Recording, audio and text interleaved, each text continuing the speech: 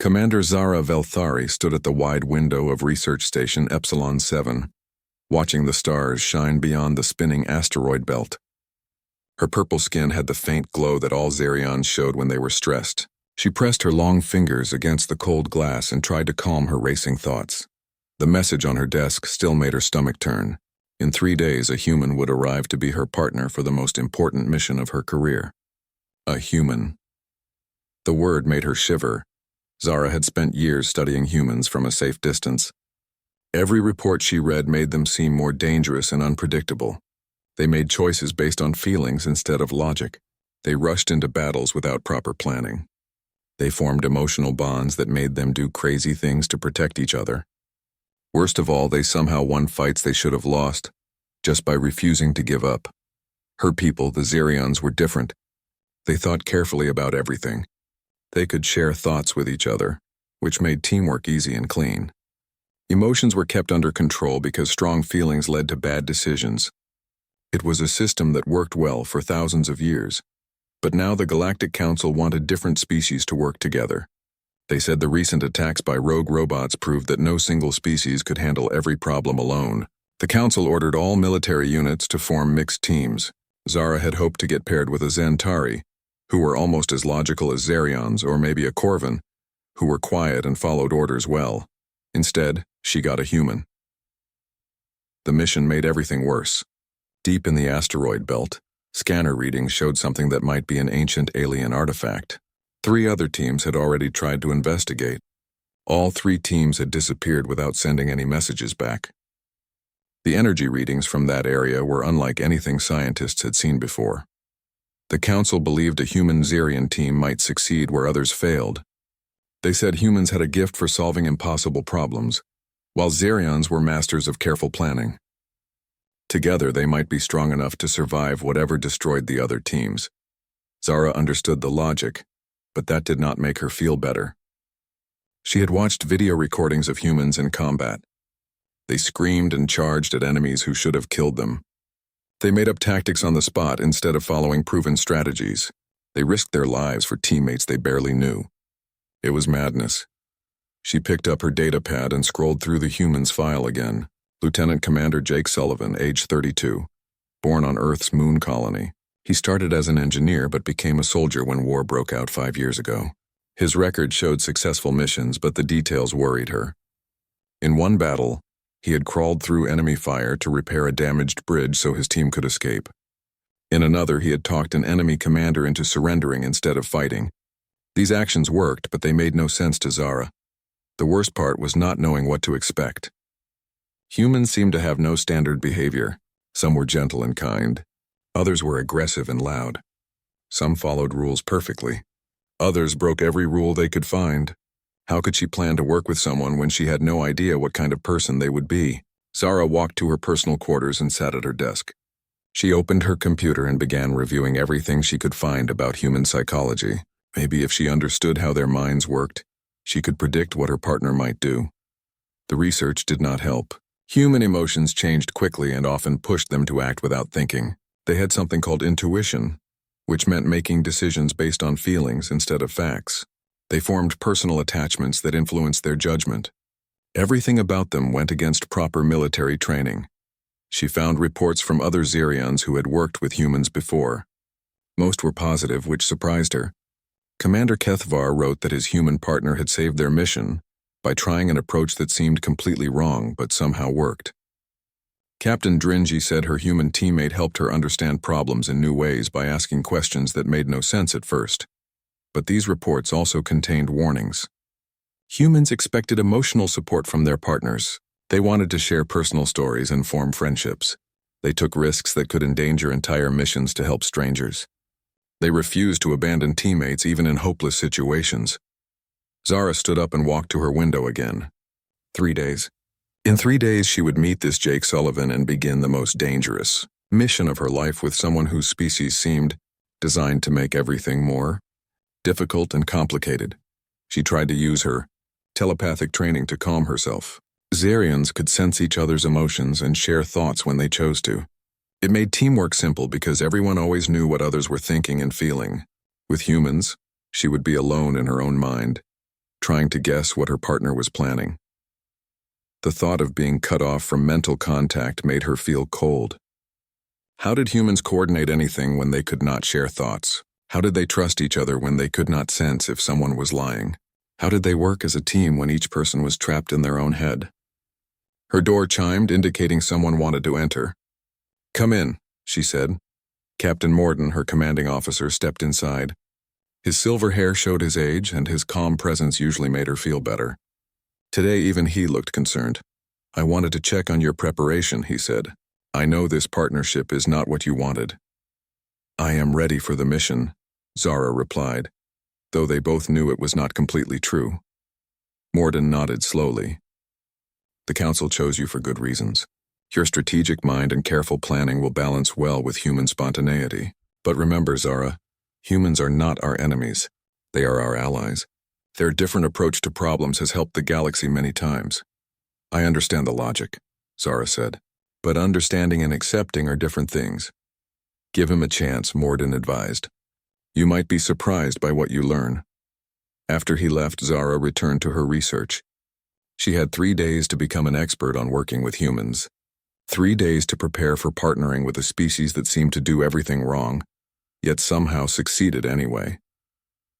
Outside her window, the asteroid belt continued its ancient dance around the distant sun. Somewhere in that field of rocks and ice, an alien artifact waited with secrets that might change the galaxy forever. And soon she would venture into that dangerous place with a human by her side. The idea still terrified her. The transport shuttle arrived exactly on schedule, which surprised Zara. She had expected humans to be late for everything. She stood in the docking bay trying to keep her purple skin from glowing too brightly. Her nervousness always showed, no matter how hard she tried to hide it. The shuttle door opened with a soft hiss. Zara held her breath, ready to meet the aggressive warrior she had imagined from all her research. Instead, a man with brown hair and kind eyes stepped out. He was tall but not threatening, wearing a clean uniform that showed he cared about proper appearance. He looked around the docking bay with curiosity rather than suspicion, and when his eyes found hers, he smiled genuinely. "Commander Velthari," he asked, walking toward her with relaxed steps. "I'm Jake Sullivan. It's an honor to meet you." Zara blinked in surprise. His voice was calm and respectful. Where was the loud, aggressive human she had expected? "Lieutenant Commander Sullivan," she replied formally. "Welcome to Station Epsilon 7. Jake stopped a proper distance away and performed a gesture she had only seen in textbooks. He placed his right hand over his heart and bowed his head slightly, which was the traditional Xerian greeting between equals. The fact that he knew this custom and used it correctly shocked her. "I hope I got that right," Jake said with a small smile. "I spent the last few weeks learning about Xerian culture. I want to be a good partner, and that starts with showing proper respect." Zara felt her skin glow a little brighter, but for a different reason now. No human in any of her research had bothered learning Xerian customs. Most barely acknowledged that other species had different ways of doing things. "You performed it perfectly," she said, and meant it. Jake reached into his travel bag and pulled out a small object. "I brought you something from Earth. My people have a tradition of giving gifts when forming new partnerships." He handed her a wooden cube covered in intricate patterns. When she turned it in her hands, she realized it was a puzzle with moving parts. "It's called a puzzle box," Jake explained. "My grandfather made this one.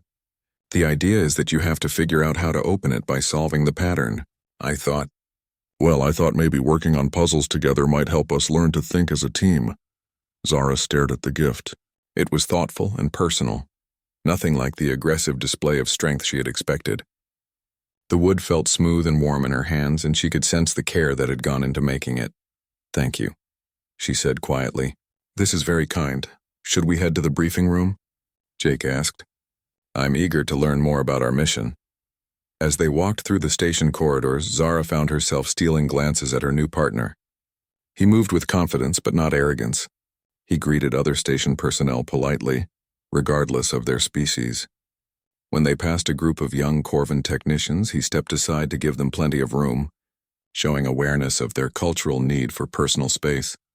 In the briefing room, Zara activated the holographic display showing the asteroid belt and the mysterious energy readings. She began explaining what they knew about the failed missions and the artifact's possible location. Jake listened without interrupting, asking thoughtful questions only when she paused. His questions were intelligent and showed he understood both the technical details and the strategic challenges. When she finished, he studied the display for several minutes in silence. The previous teams all approached from the same direction, he said finally. They followed standard survey patterns, staying in formation and using maximum sensor sweeps. Yes, Zara agreed. That is proper procedure for unknown territory. But what if proper procedure is exactly what's killing them? Jake asked. What if this artifact or whatever's out there is designed to detect and destroy organized expeditions? Zara felt a small chill. She had been so focused on following established protocols that she had not considered this possibility. Jake moved closer to the display, pointing at different areas. What if we approached from here, using minimal sensors and pretending to be a damaged civilian ship? We could make it look like we're not a military expedition at all. That would require breaking several safety regulations, Zara pointed out. Sometimes breaking rules saves lives, Jake said gently, but I don't want to make you uncomfortable. What do you think? Is there a way to modify the plan that uses both our approaches? Zara was surprised again. He was not trying to force his ideas on her or dismiss her concerns. He was asking for her input and treating her as an equal partner. This was not the dominating human behavior she had expected. They spent the next 2 hours working together on mission modifications.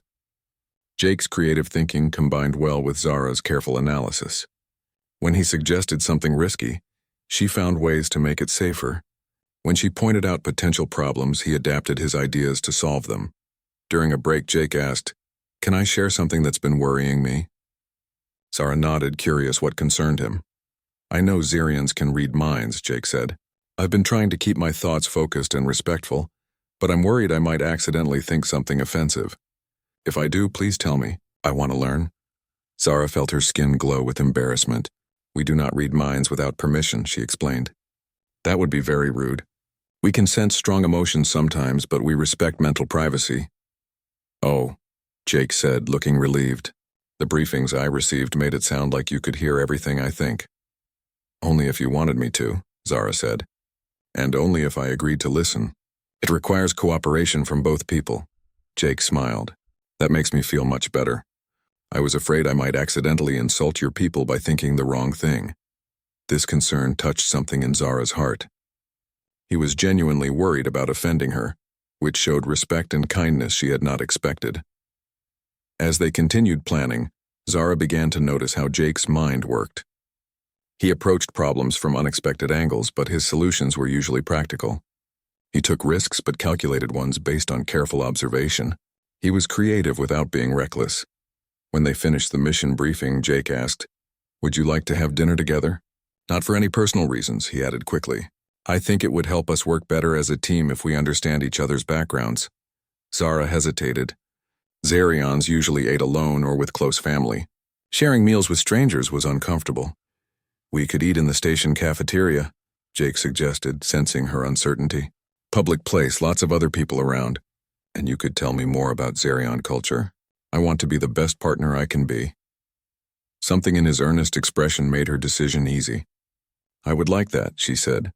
As they walked toward the cafeteria, Zara realized her fears were beginning to fade. Jake Sullivan was not the aggressive, unpredictable human she had expected. He was thoughtful, respectful, and genuinely interested in making their partnership work. For the first time since receiving her orders, Zara felt a small spark of hope. Maybe working with a human would not be the disaster she had imagined. Maybe, just maybe, it might even be something good. The wooden puzzle box felt warm in her pocket, a reminder that some gifts were worth the risk of accepting them. The ship harmony was beautiful in a way that surprised Zara. Half Xerion design, half human engineering. It looked like someone had taken the best ideas from both cultures and blended them perfectly. The smooth curved hull showed Xerion attention to efficiency, while human adaptability systems made everything adjustable and flexible. Jake ran his hand along the control panel with obvious appreciation. "I've never seen anything like this," he said. "The way your stealth systems integrate with our maneuvering thrusters is incredible." Zara felt proud despite herself. She had helped design some of those systems. Xerian engineers value elegance, she explained. We believe simple solutions work better than complex ones. Smart approach, Jake replied. Humans tend to overcomplicate things sometimes. We build backup systems for our backup systems. They spent the morning learning to pilot Harmony together. Jake handled the more intuitive controls while Zara managed the precise navigation systems. At first, their different styles clashed. Jake wanted to feel his way through maneuvers while Zara preferred exact calculations. But gradually they found a rhythm that worked. You're good at this, Zara admitted as Jake smoothly guided them away from the station. So are you, he replied. Your navigation is perfect. I couldn't do half this well without your help. The compliment made her skin glow softly. Xerians rarely praised each other so directly. As they approached the asteroid belt, their instruments began showing the first signs of the strange energy readings. Jake studied the displays with growing concern. These numbers don't make sense, he said. The energy patterns keep changing like something's deliberately shifting them. Zara checked her own readings. Previous expedition reports mentioned similar anomalies right before they lost contact. The asteroid field stretched ahead of them like a maze of floating rocks and ice. Some asteroids were tiny pebbles while others were larger than small moons. Between them, space itself seemed to shimmer with odd energy. There, Jake pointed at the displays. Energy storm coming in from the left. Zara saw it too. A wave of crackling power was sweeping through the asteroids, scrambling their instruments and making navigation nearly impossible. Normal procedure would be to retreat and wait for it to pass. We could wait it out, Zara suggested. Jake shook his head. The storm pattern matches the energy readings from the artifact site. I think this is our best chance to get through undetected. Whatever's out there uses these storms as cover. Flying blind through an asteroid field is extremely dangerous, Zara pointed out. I know, Jake said, but I have an idea. What if we work together? I can pilot by feel and instinct while you provide calculations and guidance. Your telepathic abilities might help you sense the asteroids even when our instruments can't see them. Zara hesitated. Using her telepathic senses to navigate was possible but exhausting. It would also mean opening her mind in ways she had never done with a non-Xerion. I trust you, Jake said quietly, and I hope you can trust me. The storm was getting closer. They had to decide now. All right, Zara said, but you have to follow my guidance exactly. No improvisation. Understood, Jake replied, and she could hear the relief in his voice. The storm hit them like a wall of static. Their screens went blank and their instruments screamed warnings before shutting down completely. They were flying blind through a field of deadly rocks with only their combined skills to keep them alive. Zara closed her eyes and extended her telepathic senses. She could feel the massive presence of asteroids around them, some moving slowly, others tumbling unpredictably. Large rock ahead, 2 degrees right, she said. Jake's hands moved smoothly on the controls, trusting her completely. Got it, what else? 3 small ones coming up fast. Turn left and dive. The ship responded perfectly to Jake's piloting. He seemed to understand exactly what she meant even when her directions were unclear. They moved through the storm like dancers, each knowing instinctively what the other would do next. After what felt like hours but was probably only minutes, the storm passed. Their instruments came back online, showing empty space ahead and the asteroid field behind them. We made it, Jake said, sounding amazed. Zara opened her eyes and immediately felt dizzy. Using her telepathic senses so intensively had drained her energy. Jake noticed her condition right away. Are you okay? He asked with genuine concern. Just tired, she replied. That kind of sensing takes a lot of effort. You were incredible, Jake said. I've never felt navigation that precise. It was like you could see through the storm. The praise warmed her, but something else warmed her more. During their flight through the storm, she had felt completely safe despite the danger. Jake's calm confidence and skillful piloting had made her trust him in a way she had never trusted anyone outside her own species. Their instruments suddenly detected something massive ahead. Through the ship's windows they could see it, an enormous derelict vessel, dark and silent among the asteroids. Its hull was covered with strange crystals that seemed to absorb light rather than reflect it. That's got to be it, Jake said. The source of the energy readings. The ship was unlike anything in their databases. It was clearly very old, but its design was completely alien. The crystals covering its surface pulsed with faint energy, creating patterns that hurt to look at directly. "I'm detecting artificial gravity and atmosphere inside," Zara reported, "but the life support systems are failing." "We need to board it," Jake said. "But carefully. Those crystals might be some kind of defense system." They docked with the alien ship using magnetic clamps. The airlock sealed properly, which was a relief. At least they would not have to work in vacuum suits. The interior of the ship was vast and empty, with corridors stretching in all directions. Emergency lighting cast strange shadows on the walls. Everything was built on a scale larger than human or Xerion needs, suggesting the original inhabitants were much bigger than either species. "Stay close," Zara warned. "My sensors are detecting active systems throughout the ship." They had walked only a few hundred meters when alarms began blaring. Red lights flashed and blast doors slammed shut, separating them into different sections of the ship. "Jake!" Zara called out, but the thick metal door blocked sound as well as sight. Her communicator crackled to life. "I'm here," Jake's voice said, though static made it hard to understand. "Some kind of security system. It detected us as intruders." Zara was alone in a corridor filled with alien machinery. The walls around her hummed with energy, and she could hear mechanical sounds suggesting automated systems were activating throughout the ship. "Can you find a way back to me?" she asked through the communicator. "I'm trying," Jake replied, "but the layout down here doesn't match our scans. It's like the ship is reconfiguring itself." Fear crept into Zara's heart. They were trapped on an alien vessel with active defenses, separated and lost. This was exactly the kind of situation that had probably killed the other expedition teams. "Zara," Jake's voice came through the static. "Whatever happens, I'm not leaving you here. We're partners now. We get out together or not at all." His words surprised her. She had expected him to suggest they split up to cover more ground or find separate escape routes. Instead, he was promising to stay with her no matter what. For the first time since coming aboard the alien ship, Zara felt hope instead of fear. She was not alone. She had a partner who would not abandon her, and together they might find a way to survive. "I'm not leaving you either," she replied, and meant it completely. Zara pressed her back against the cold metal wall and tried to think clearly. The alien corridor stretched in both directions, filled with machinery that hummed and clicked with unknown purpose. Every few seconds her communicator crackled with static from Jake's attempts to reach her. "The security system is getting stronger." Jake's voice came through the noise. "I think it's learning from our movements. The doors keep changing position every time I find a path toward you." Zara examined the walls around her more carefully. The alien symbols carved into the metal seemed to shift when she was not looking directly at them. This ship was not just old technology. It was something far more advanced and dangerous. "Jake, I think this vessel is alive somehow," she said into her communicator. "The patterns on the walls are changing." "It's watching us."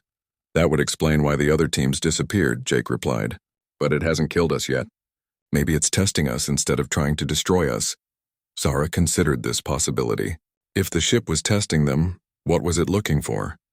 And why had it separated them? A new sound echoed through the corridor. Heavy mechanical footsteps were approaching from the direction she had come. Zara looked around desperately for somewhere to hide, but the corridor was bare except for the alien machinery built into the walls. "Something's coming," she whispered into her communicator. "Same here," Jake replied. "Some kind of robot or automated guard. I'm going to try something. Trust me, okay?" Before Zara could ask what he meant, the footsteps in her corridor stopped. She could see a shape in the shadows, tall and angular, with glowing red sensors where eyes might be. The robot guard studied her for a long moment, then began moving toward her with slow, deliberate steps. Suddenly, alarms began blaring from Jake's section of the ship. The sound was so loud that even the robot in Zara's corridor stopped and turned its head toward the noise. "Jake, what are you doing?" Zara asked frantically. "Creating a distraction." His voice came back, strained with effort. "I'm overloading the power systems in my section. It should draw the ship's attention away from you." Zara felt her heart race.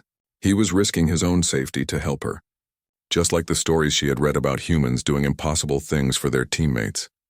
The robot in her corridor received some kind of signal and immediately turned away from her, moving quickly toward the source of the alarms. As soon as it was gone, Zara ran in the opposite direction, looking for any way to reach Jake's location. She found a maintenance shaft that led upward through the ship's levels. It was cramped and dark, but her Xerian night vision helped her navigate the narrow space. As she climbed, she could hear the sound of explosions and more alarms from below. "Jake, are you all right?" she called through her communicator. "Still breathing," he replied, though his voice sounded tired. "But I can't keep this up much longer. The ship's systems are adapting to my interference." Zara emerged from the maintenance shaft into a new corridor. This one was different from the others, with strange symbols glowing softly on the walls. At the far end, she could see a doorway that pulsed with blue light. "I found something," she said. "A room with unusual energy readings. It might be important. Go investigate," Jake urged. "I'll keep the security systems busy down here." Zara hesitated. Everything in her training said they should stay together, but Jake was right. This might be their only chance to discover what the ship really was. She approached the glowing doorway carefully. As she got closer, she realized the light was coming from a chamber filled with crystals similar to the ones covering the ship's exterior. But these crystals were different. Instead of absorbing light, they seemed to generate it. In the center of the crystal chamber sat a device unlike anything she had ever seen. It was roughly spherical, with smooth surfaces that reflected images of both her and Jake even though he was nowhere nearby. The device seemed to be showing her their partnership from different angles, as if studying how they worked together. "Jake," she said softly into her communicator, "I think I found what we're looking for. But it's not just an artifact. It's something that's been watching us, learning about us." "What do you mean?" Jake asked. Zara reached out tentatively toward the device. The moment her fingers touched its surface, images flooded her mind. She saw the history of the ship, built by an ancient race that had explored the galaxy long before any current species had developed space travel. The ship was designed to find other intelligent life and test their worthiness. But the images showed her something else too. She could suddenly sense Jake's thoughts and feelings as clearly as if he were standing next to her. His mind was not the chaotic storm of emotions she had expected from human psychology. Instead, it was warm and focused, filled with genuine concern for her safety and determination to complete their mission together. "Zara, what's happening?" Jake's voice seemed to come from inside her own thoughts now. "I can hear you," she said in wonder. "I can sense your mind. The device is connecting us somehow." Through their new mental link, she felt Jake's surprise and then his curiosity. Instead of being afraid of having a Xerion in his thoughts, he was fascinated by the experience. "This is amazing," his mental voice said. "Is this what telepathy feels like for your people?" "Not exactly," Zara replied. "This is different, deeper. I can sense not just your thoughts, but your intentions, your emotions, your core self." What she found there surprised her completely. Jake's mind was not the unpredictable chaos she had feared. It was complex, yes, and emotional in ways Xerian minds were not, but it was also incredibly organized and purposeful. His emotions were not random feelings that interfered with logic. They were tools he used to understand situations and connect with others. "I can sense you too," Jake said through their link. "Your mind is beautiful, Zara. So clear and precise, but also caring in ways you don't let show. You worry about doing the right thing, about protecting others, about being worthy of trust." Zara felt tears form in her eyes. No one had ever understood her so completely, not even other Xerians. Jake saw not just her thoughts, but the feelings behind them, the fears and hopes she kept hidden from everyone. Through their connection, she also understood something else about humans. Their emotional nature was not a weakness. It was a strength that allowed them to form connections across species barriers, to care about beings completely different from themselves, to sacrifice for others without expecting anything in return. "The ship," Jake said suddenly. "I understand now. It was testing us to see if we could truly work together, if we could trust each other enough to share our deepest selves." Zara nodded, though he could not see her. "And we passed the test. We chose to help each other even when it was dangerous. We trusted each other even when we were afraid." The device in front of her began to glow brighter. Images appeared on its surface showing not just their recent partnership, but possibilities for the future. Other mixed teams working together, different species learning from each other, a galaxy where diversity was seen as strength rather than division. "We should take this back to the Council," Zara said. "This technology could change everything." "Agreed," Jake replied. "But first, let me get out of this section before I accidentally blow up the whole ship." Zara smiled, feeling his humor through their link. The mental connection was beginning to fade as she moved away from the device, but something of it remained. She could still sense Jake's presence, still feel the warmth of his friendship and respect. As she made her way back through the ship to find him, Zara realized that her greatest fear had become her greatest gift. Working with a human had not made her weaker or less logical. It had shown her new ways of thinking, new possibilities for connection and understanding. When she finally found Jake waiting by their ship's airlock, his smile was the most beautiful thing she had ever seen. "Ready to go home, partner?" he asked. "Yes," Zara replied, and meant it in ways she was only beginning to understand. The rescue ship found them 3 days later, sitting together in Harmony's observation lounge with the ancient alien device safely secured in their cargo hold. Zara and Jake had spent those days learning to work with the artifact, discovering that it responded only when both of them operated it together. The device was more than just technology. It was a library containing the history of an entire civilization that had mastered something no current species had achieved. Perfect cooperation between logic and emotion, individual achievement and group harmony. The knowledge stored inside could revolutionize how different species worked together. Captain Morden was the first to board their ship when they docked with the rescue vessel. His silver hair seemed to glow with pride as he looked at his former student. "Commander Velthari," he said formally, then broke protocol by smiling. "The entire galaxy is talking about your discovery. The Council wants to meet with both of you immediately." Zara looked at Jake, who nodded encouragingly. They had talked about this moment during their wait for rescue. The attention would be overwhelming, but the knowledge they had gained was too important to keep to themselves. "We're ready," Zara said, "but we want to make one request. We'd like to stay partnered for whatever comes next." Morden raised an eyebrow. The Zara Velthari I knew 3 weeks ago would never have asked to continue working with a human. The Zara Velthari from 3 weeks ago was afraid of things she didn't understand, Zara replied. "I've learned that fear of the unknown keeps us from discovering amazing possibilities." The journey back to Galactic Council headquarters took 5 days. During that time, Zara and Jake prepared their report and practiced operating the alien device for the demonstration they would give to the Council. Every time they used it together, their mental connection grew stronger and more natural. The Council chamber was packed with representatives from dozens of species. Zara had never seen so many different kinds of beings in one place. Zarians sat next to Corvan diplomats. Human admirals shared tables with Zentari scientists. Everyone wanted to see the discovery that had sparked such excitement across the galaxy. Chancellor Vexara, an ancient Zarian with pure white skin that showed her advanced age, called the session to order. "Commander Velthari and Lieutenant Commander Sullivan, please present your findings." Zara and Jake stood together at the center of the chamber. The alien device sat on a platform between them, its smooth surface reflecting the curious faces of the assembled representatives. 3 weeks ago, we were strangers from different species assigned to work together despite our differences, Zara began. "I was afraid of human unpredictability. Jake was worried about offending Zarian customs. We both expected our partnership to be difficult." Jake picked up the explanation. "What we discovered changed everything we thought we knew about cooperation.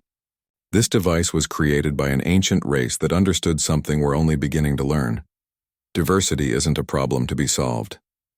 It's a strength to be celebrated." Together, they activated the alien device. It began to glow, projecting images into the air above the council chamber. The assembled representatives watched in amazement as the device showed them visions of the ancient civilization that had created it. These beings achieved perfect harmony not by becoming the same, but by learning to appreciate their differences, Zara explained. They discovered that logic and emotion, caution and courage, individual achievement and group cooperation all work better when they're balanced against each other. The images shifted to show Zara and Jake's own mission, displaying how their different approaches had complemented each other perfectly, when Jake's intuitive piloting was guided by Zara's precise calculations, when Zara's telepathic abilities were enhanced by Jake's trust and support, when both of them chose to risk their own safety to protect their partner. "The device only responds to true partnership," Jake added. "It can sense when two beings genuinely trust and respect each other. That's why the previous expedition teams failed. They were following orders and protocols, but they weren't really working together." Chancellor Vexara leaned forward with interest. Are you suggesting that successful cooperation requires emotional connections, not just professional ones? Yes, Zara said, feeling more confident. I used to believe emotions were obstacles to clear thinking, but I've learned that caring about others actually makes us think more clearly about how to help them succeed. A Corvin representative stood up. This is fascinating, but how do we apply these lessons practically? We can't expect every team to develop deep friendships. Jake and Zara exchanged glances. They had prepared for this question. We'd like to propose a new training program, Jake said. Instead of just teaching different species about each other's customs and capabilities, we should focus on building genuine understanding and trust. Teams would work together on challenging but non-dangerous projects. Zara continued. They'd learn to appreciate each other's different ways of thinking and problem-solving. Only when they've developed real partnerships would they be assigned to critical missions. The device projected new images showing their vision of the future. Mixed teams working together across the galaxy, not just tolerating their differences but actively celebrating them. Scientific discoveries made possible by combining different approaches to research. Diplomatic solutions found by negotiators who truly understood multiple perspectives. A human admiral raised his hand. Commander Sullivan, what changed your perspective on working with other species? Jake considered the question carefully. I realize that humans aren't as unique as we sometimes think. Every species has valuable insights and capabilities. We become stronger when we learn from each other instead of trying to prove we're better than each other. And Commander Velthari, Chancellor Vexara, asked, what did you learn about human nature that surprised you? Zara felt her skin glow softly as she thought about her answer. I learned that human emotions aren't chaotic or destructive. They're sophisticated tools for understanding complex situations and building connections with others. Human intuition isn't random guessing. It's rapid pattern recognition based on experience and empathy. She paused, looking around the chamber at the representatives from dozens of worlds. Most importantly, I learned that being different from someone doesn't make them dangerous or wrong. It makes them valuable in ways you might never have imagined. The council voted unanimously to approve their new training program. Zara and Jake were assigned to lead the cross-species integration initiative, with resources to develop partnerships between any species that wanted to participate. 6 months later, Zara stood on the observation deck of their new training station, watching ships from across the galaxy arrive with eager teams ready to learn about cooperation. Jake joined her at the window, carrying 2 cups of the human beverage called coffee that she had learned to enjoy. Any regrets? He asked, handing her a cup. Zara thought about the question as she watched a Zentari science vessel dock next to a Corvin diplomatic shuttle. In the station's main training hall, she could see a human engineer working with a Xerion strategist to solve a complex puzzle, both of them laughing as they discovered new approaches together. None, she said honestly. My biggest fear became my greatest gift. I thought working with humans would make me weaker, but it made me stronger in ways I never expected. Jake smiled. Same here. I was so worried about proving humans could work with other species that I almost missed the point. It's not about proving anything. It's about learning and growing together. A new team arrived on the morning shuttle, a nervous-looking Zentari paired with an enthusiastic human researcher. Zara could see the same fear in the Zentari's posture that she had felt weeks ago. The same uncertainty about working with someone so different. Think they'll figure it out? Jake asked, following her gaze. Zara watched as the human offered the Zentari a small gift, something from Earth by the look of it. The Zentari accepted it hesitantly, then examined it with growing curiosity. It was a small gesture, but Zara recognized the beginning of understanding. They will, she said confidently. Fear of the unknown is powerful, but curiosity is stronger. And once you discover that someone different from you can be a true partner, that changes everything. Jake raised his coffee cup in a mock toast. To partnerships that terrify us until we finally experience them. Zara touched her cup to his, a human custom she had adopted. To discovering that our greatest fears often hide our greatest opportunities. Outside the window, the galaxy stretched endlessly in all directions, full of species and worlds and possibilities they were only beginning to explore. But Zara was no longer afraid of the unknown. She had learned that the best discoveries came from working with someone who saw the universe through completely different eyes. And sometimes, if you were very lucky, that partnership could become something even more valuable than mission success. It could become true friendship, understanding, and hope for a future where being different was something to celebrate rather than fear. The wooden puzzle box from their first meeting sat on Zara's desk in her office, finally solved after months of working on it together, but she had discovered that the real puzzle was not in the box. It was in learning to